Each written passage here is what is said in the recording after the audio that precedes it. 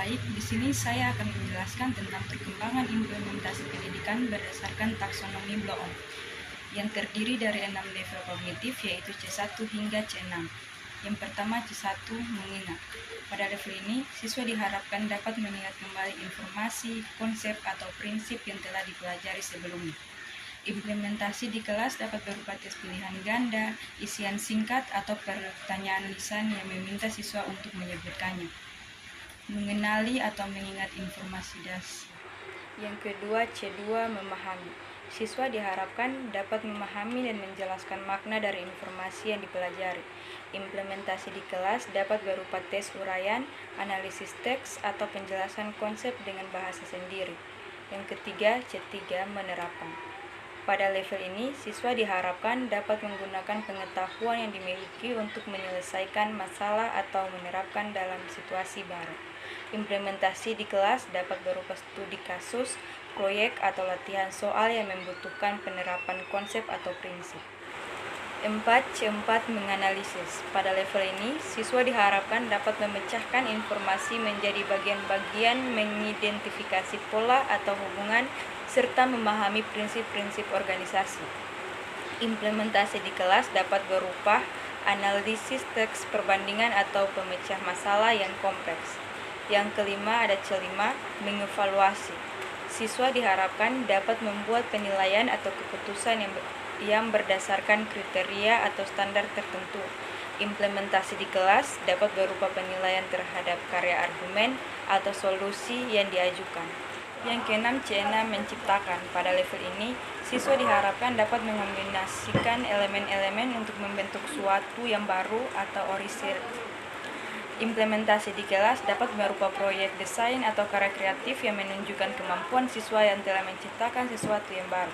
Secara keseluruhan, implementasi pendidikan kognitif berdasarkan taksonomi Bloom bertujuan untuk mendorong siswa tidak hanya mengingat informasi, tetapi juga memahami, menerapkan, menganalisis, mengevaluasi, dan menciptakan pengetahuan baru. Hal-hal ini membantu mengembangkan kemampuan berpikir kritis dan kreatif pada siswa. Selanjutnya adalah afektif. Ada 5 kategori ranah penilaian afektif, yaitu 1. Penerimaan. Penerimaan A1 adalah suatu keadaan di mana mahasiswa dapat menerima tentang sesuatu hal atau nilai, perasaan senang meliputi kepekaan terhadap kondisi, gejala, kesadaran, kerelaan, dan mengarahkan perhatian. Yang kedua, penanggapan. Penanggapan A2 adalah suatu keadaan di mana mahasiswa dapat menanggapi tentang suatu hal atau nilai tertentu terkait dengan positif atau negatif, meliputi kepekaan terhadap kondisi, gejala, kesadaran, kerelaan, dan mengarahkan perhatian.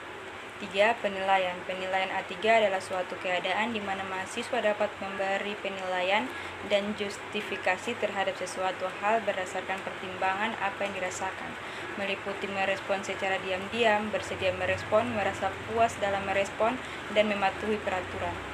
4.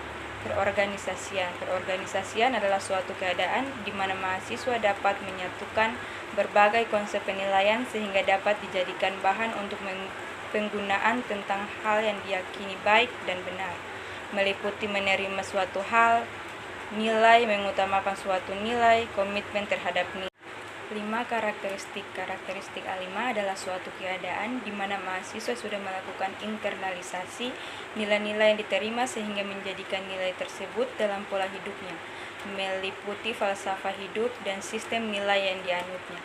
Contohnya, mengamati tingkah laku mahasiswa selama mengikuti proses belajar mengajar berlangsung. Ranah psikomotorik berhubungan dengan hasil belajar yang mencapaiannya melalui keterampilan manipulasi yang melibatkan otot dan kekuatan fisik. Ranah psikologi adalah ranah yang berhubungan aktivitas fisik, misalnya menulis, memukul, melompat, dan lain sebagainya. Psikologi sendiri terdiri dari 5 kategori. Yang pertama, peniruan. Peniruan P1 adalah keterampilan yang dilakukan mahasiswa yang sifat gerakannya masih sangat terbatas, hanya sekedar meniru apa yang dicontohkan oleh dosen atau instruktur. Manipulasi P2 adalah suatu keterampilan yang dilakukan mahasiswa yang sifat gerakannya sebagian masih meniru atau yang dicontohkan oleh dosen, instruktur, tetapi sudah ada sebagian yang dilakukan dengan cara sendiri dari hasil. Yang ketiga, ketepatan. Ketepatan ketiga adalah suatu keterampilan yang dilakukan mahasiswa yang sifat geraknya sebagian masih meniru apa yang dicontohkan oleh dosen, instruktur, tetapi sudah ada sebagian dilakukan dengan cara sendiri dari hasil peniruan yang dilakukan secara tepat. 4. Artikulasi. Artikulasi P4 adalah suatu keterampilan yang dilakukan mahasiswa yang sifat gerakannya dapat mengontrol berbagai tingkat gerak terampil, tangkas, cekatan melakukan gerakan yang sulit dan rumit. Yang kelima dan terakhir, naturalisasi.